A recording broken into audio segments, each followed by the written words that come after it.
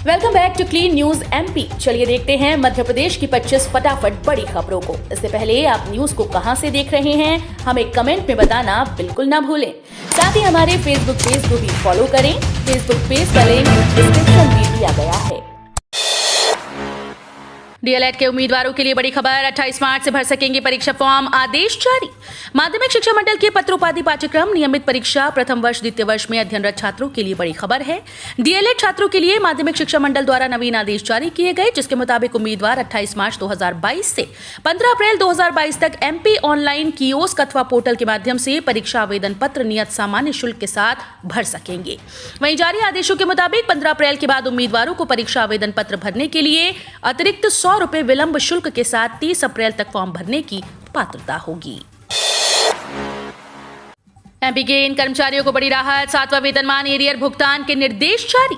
मध्य प्रदेश के मिनी मुंबई कहे जाने वाले इंदौर के नवीन संवर्ग के शिक्षकों के लिए अच्छी खबर है। इंदौर के जिला शिक्षा अधिकारी ने निर्देश दिए कि शिक्षकों के 7वें वेतनमान एरियर का भुगतान 31 मार्च 2022 के पहले किया जाए।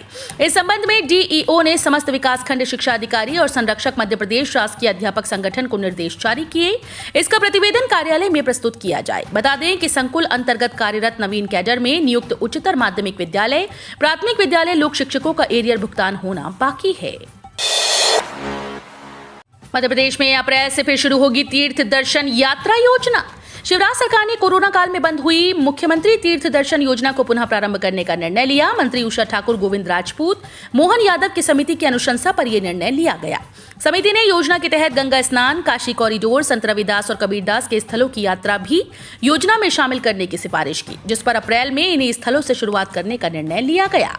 मुख्यमंत्री सहित अन्य मंत्री भी ट्रेन में तीर्थ यात्रियों के साथ जाकर यात्रा की शुरुआत करेंगे। यात्रियों को स्पीकर सिस्टम के माध्यम से बोगी में तीर्थ स्थलों की जानकारी दी जाएगी।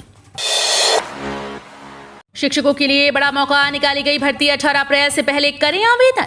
मध्य प्रदेश में सरकारी नौकरी की तलाश कर रहे युवाओं के लिए बड़ा मौका है। दरअसल शिक्षक भर्ती को लेकर एक तरफ जहां सीएम शिवराज ने बड़ी घोषणा की, वहीं अब मध्य प्रदेश के सरकारी भोज विश्वविद्यालय द्वारा अतिथि शिक्षकों के पद पर नियुक्ति निकाली गई है, जिसके लिए आवेदन करने की अंतिम तारीख 18 अप्रैल 2022 घोषित की गई। इच्छुक उम्मीदवार 18 अप्रैल 2022 से पहले एमपी भोज यूनिवर्सिटी की ऑफिशियल वेबसाइट पर जाकर आवेदन कर सकते हैं। 29 मार्च को पीएम मोदी मध्य प्रदेश के 5.21 लाख हितग्राहियों को देंगे तोहफा, ऐसा रहेगा कार्यक्रम। पीएम नरेंद्र मोदी एक बार फिर से मध्य प्रदेश को बड़ा तोहफा देने जा रहे हैं। आगामी 29 मार्च को पीएम मोदी प्रदेश के 5,21,000 हितग्राहियों को प्रधानमंत्री आवास योजना के तहत गृह प्रवेश कराएंगे।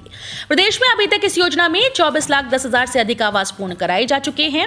वर्ष 2016-17 में योजना में एमपी में 152 आवास पूर्ण हुए थे। वर्ष 2017-18 में 6,36,000, वर्ष 2018-19 में 6,79,000, वर्ष 2019-20 में 2,71,000, वर्ष 2020-21 में 2,60,000 एवं वर्ष 2021-22 में 5,41,000 से अधिक प्रधानमंत्री आवास पूर्ण कराए जा चुके हैं। इस भर्ती परीक्षा की आवेदन तिथि बढ़ी, 208 पदों पर होगी भर्ती, मई में परीक्षा। Madhya Pradesh professional examination board ने उम्मीदवारों को बड़ी राहत दी है। मध्य प्रदेश कर्मचारी चयन बोर्ड भोपाल ने समूह 1 उप समूह 1 के अंतर्गत एमपीपीईबी वरिष्ठ जिला उद्यान विकास अधिकारी और समूह 2 उप समूह 1 के तहत ग्रामीण उद्यान विकास अधिकारी और सहायक गुणवत्ता नियंत्रक के पदों पर भर्ती परीक्षा 2022 के लिए आवेदन की तिथि को आगे बढ़ा दिया है। अब समूह 1 एवं समूह 2 की भर्ती परीक्षाओं के उम्मीदवार 30 मार्च के स्थान पर 5 अप्रैल 2022 तक ऑनलाइन आवेदन कर सकते हैं। 2 अप्रैल से महर रुकेगी 16 सुपरफास्ट ट्रेन, भोपाल इटारसी के बीच चल सकती है मेमू ट्रेन। जबलपुर रेल मंडल ने चैत्र नवरात्र को देखते हुए 2 अप्रैल Chaitra Navratra 16 superfast mail express गाड़ियों का महर स्टेशन पर अतिरिक्त ठहराव करने का फैसला लिया। आगामी 2 अप्रैल से 16 अप्रैल तक के लिए महर में 16 यात्री गाड़ियों रेल कुर्ला गोरखपुर, कुर्ला छपरा, चेन्नई छपरा, सिकंदराबाद दानापुर, वलसाड़ मुजफ्फरपुर, एलटीटी गुवाहाटी, सूरत छपरा और एलटीटी प्रयागराज ट्रेन को आते जाते दोनों समय रोका जाएगा। 10वीं-11वीं छात्रों के लिए महत्वपूर्ण खबर, प्राचार्यों को दिशा निर्देश जारी, 28 मार्च तक पूरा करें काम। मध्य प्रदेश में एमपी स्कूल 10वीं और 11वीं की परीक्षा पूरी हो गई। साथ ही 11वीं कक्षा के संचालन के लिए लोक शिक्षण संचालनालय द्वारा आदेश जारी कर दिया गया।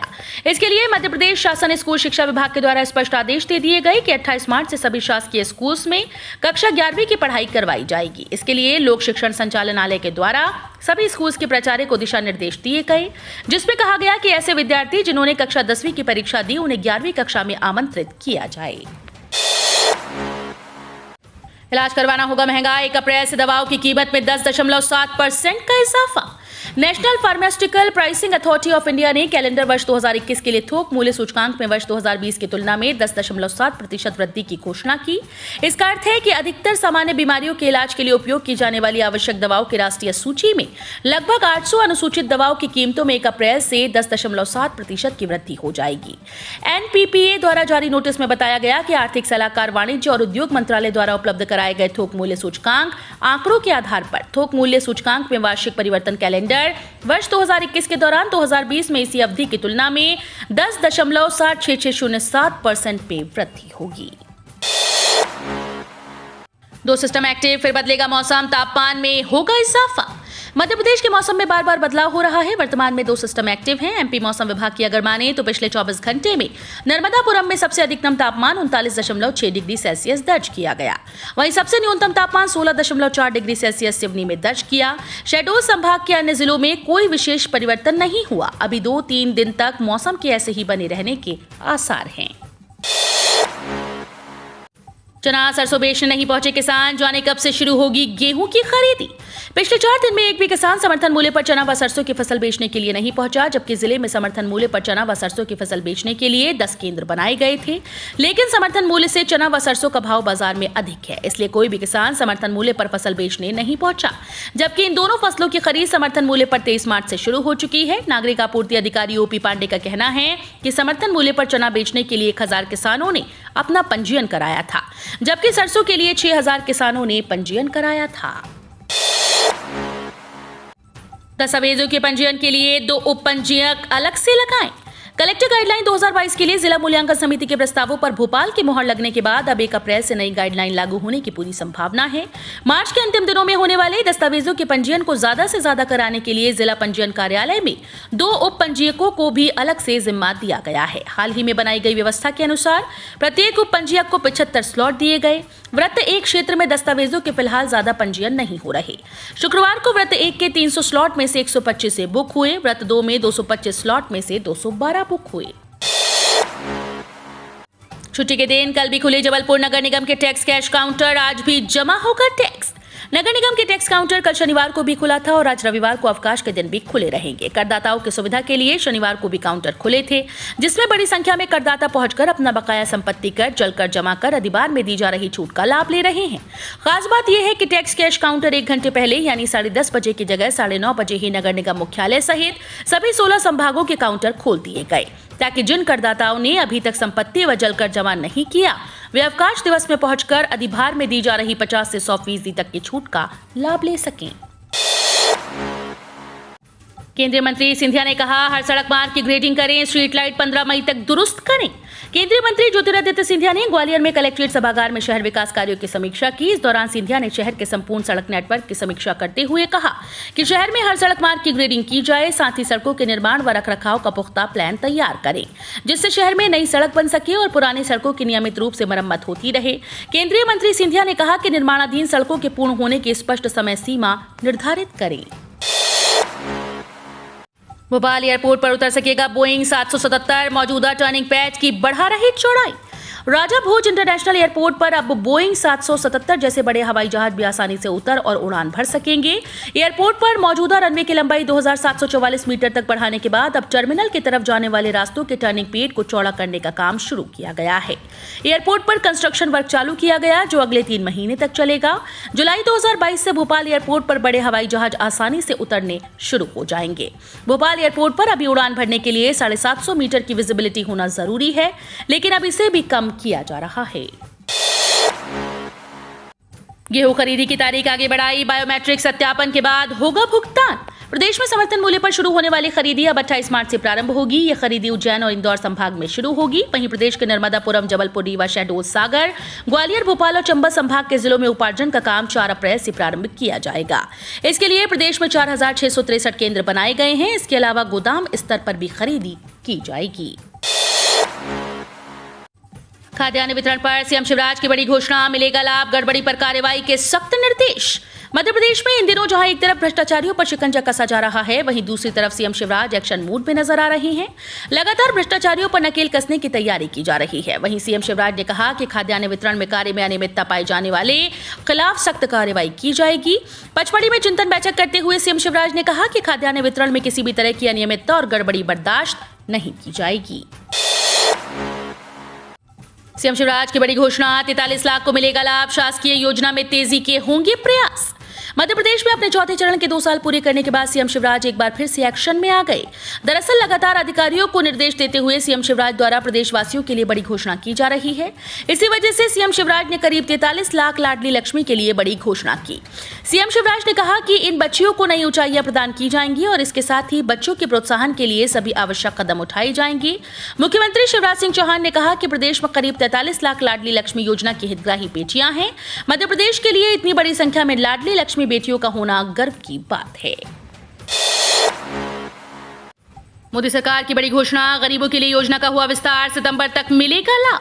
शनिवार को प्रधानमंत्री नरेंद्र मोदी की सरकार ने प्रधानमंत्री गरीब कल्याण अन्न योजना को लेकर एक जरूरी घोषणा की। दरअसल ये योजना गरीबों को अनाज देने के लिए चलाई गई है, जिसे अब 6 महीने के लिए और बढ़ा दिया गया। ये फैसला कैबिनेट की बैठक में लिया गया। इससे पहले केंद्रीय कैबिनेट नवंबर ने इस योजना को 4 महीने तक के लिए बढ़ाया था। इस योजना के तहत केंद्र सरकार 5 किलो अनाज गरीबों को देती है। 80 करोड़ से ज्यादा लोगों को नेशनल फूड सिक्योरिटी एक्ट के तहत इसका फायदा मिल चुका है। गणितज्ञों की आशंका, जून के अंत तक दस्तक दे सकती है कोरोना की चौथी लहर। कोरोना की चौथी लहर जल्द ही देश सहित ग्वालियर में भी दस्तक दे सकती है। वर्तमान समय में अन्य देशों में जिस तरह से कोरोना के केस बढ़ रहे हैं, उनकी गणना के आधार पर आईआईटी जम्मू व MITS ग्वालियर के सांख्यिकी विशेषज्ञों ने जून 2022 के आखिर व जुलाई मध्य तक चौथी लहर आने की आशंका जताई। गणितज्ञों के मुताबिक तीसरी लहर में ओमिक्रॉन के BA.1 वायरस ने लोगों को बीमार किया था। इस बार ओमिक्रॉन का BA.2 व BA.3 वायरस संक्रमित करेगा। जोमैटो पर भड़के मध्य प्रदेश के गृह मंत्री नरोत्तम मिश्रा, कहा कोई हादसा हुआ तो जिम्मेदार होगी कंपनी। मध्य प्रदेश के गृह मंत्री नरोत्तम मिश्रा ने खाद्य वितरण कंपनी जोमैटो के 10 मिनट में भोजन पहुंचाने का वादा करने वाली नई सेवा को डिलीवरी करने वाले और सड़क पर चलने वाले लोगों के जीवन को खतरे में डालने वाला करार दिया। मंत्री ने कंपनी से इससे तुरंत बदलाव करने के लिए कहा। मिश्रा ने पत्रकारों से बात करते हुए कहा कि जोमैटो या किसी भी कंपनी को यातायात नियमों का उल्लंघन करने की अनुमति नहीं दी जाएगी। इंस्टेंट डिलीवरी प्रक्रिया के दौरान होने वाले यातायात नियमों के उल्लंघन या हादसों के लिए कंपनी को जिम्मेदार ठहराया जाएगा। पीएनबी ग्राहक ध्यान दें, 4 अप्रैल से बदल रहा ये बेहद जरूरी नियम। बैंक ने दी जानकारी। क्या आप पंजाब नेशनल बैंक के ग्राहक हैं? अगर हां तो आपके लिए जरूरी खबर है। पीएनबी 4 अप्रैल 2022 से पॉजिटिव पे सिस्टम लागू करने जा रहा है। पीएनबी की ओर से दी गई जानकारी के मुताबिक 4 अप्रैल से चेक भुगतान के लिए वेरिफिकेशन जरूरी होगा। बता दें कि इस नियम के बाद अगर कंफर्मेशन नहीं हुआ तो चेक वापस भी किया जा सकता है। पीएनबी की ऑफिशियल वेबसाइट पर दी गई जानकारी के मुताबिक 4 अप्रैल 2022 से पॉजिटिव पे सिस्टम प्रणाली अनिवार्य होगी।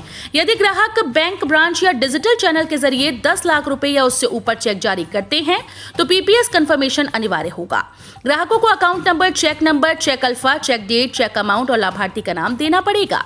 अधिक जानकारी के लिए पीएनबी के ग्राहक इस नंबर 1800-103-2222 या 1800-180-2222 पर कॉल कर सकते हैं। अंतर्राष्ट्रीय उड़ान को लेकर जरूरी सूचना। इन कोविड-19 नियमों का पालन होगा जरूरी, हटे कई प्रतिबंध। 27 मार्च यानी आज से अंतर्राष्ट्रीय उड़ान फिर से शुरू हो रही है, जिसे कोरोना वायरस के कारण पिछले 2 वर्षों से बंद रखा गया था। अब फिर से भारत से अन्य देशों के लिए फ्लाइट्स रवाना की जाएगी, क्योंकि अब कोरोना के मामले कम आ रहे हैं और ज्यादातर लोग टीकाकरण करवा चुके हैं। इसलिए इंटरनेशनल विमानों में अब कोविड-19 गाइडलाइंस को लागू नहीं किया जाएगा। एयरपोर्ट अथॉरिटी ऑफ इंडिया ने इंटरनेशनल फ्लाइट से जुड़े कई प्रतिबंधों को हटाने जा रहा है। साथ ही कई नियम ऐसे हैं जिनका पालन अभी भी यात्रियों को करना होगा। अब इंटरनेशनल फ्लाइट पे 3 सीटों को छोड़कर बैठना जरूरी था, उस प्रतिबंध को भी हटाया जा रहा है। 400 से ज्यादा अलग अलग पदों पर भर्तियां, जल्दी करें अप्लाई। मध्य प्रदेश में युवाओं के लिए सरकारी नौकरी पाने का सुनहरा मौका है। अलग अलग पदों पर 440 से ज्यादा पदों पर भर्तियां निकली हैं। इसमें सागर डॉक्टर हरि सिंह गौर विश्वविद्यालय में गेस्ट फैकल्टी, MPPEB में उद्यान विकास अधिकारी, Dewas press bank note, SIDBI और नेताजी सुभाष मेडिकल कॉलेज में डीन की भर्तियां शामिल हैं। भर्ती से जुड़ी जानकारियां विस्तार से दी गई हैं। उम्मीदवार अच्छे से पढ़ने और साइट पर विजिट करने के बाद योग्यता अनुसार अप्लाई कर सकते हैं। MP महिला हॉकी एकेडमी के खाते में आएंगे एक ही टूर्नामेंट के गोल्ड और सिल्वर मेडल। एमपी महिला हॉकी एकेडमी की खिलाड़ी लगातार प्रदेश का नाम रोशन कर रही हैं। इस बार ये एक नया कीर्तिमान रचने जा रही हैं, जब एक ही टूर्नामेंट का गोल्ड और silver medal Madhya Pradesh hockey academy के खाते में आएगा। मुख्यमंत्री, गृह मंत्री और खेल मंत्री ने इस पर उपलब्धि पर खिलाड़ियों को बधाई दी। उदयपुर में खेली जा रही ऑल इंडिया इंटर जोनल महिला हॉकी टूर्नामेंट में मध्य प्रदेश की 2 टीम्स ने स्थान बनाया। दोनों ही टीम्स मध्य प्रदेश राज्य महिला हॉकी एकेडमी की हैं और ग्वालियर की हैं। टूर्नामेंट के फाइनल में पहुंचने वाली टीम्स हैं ITM विश्वविद्यालय ग्वालियर और जीवाजी विश्वविद्यालय ग्वालियर की। तो ये थी आज की 25 फटाफट बड़ी खबरें। अगर आपको न्यूज पसंद आई हो तो वीडियो को लाइक और शेयर जरूर करें। धन्यवाद।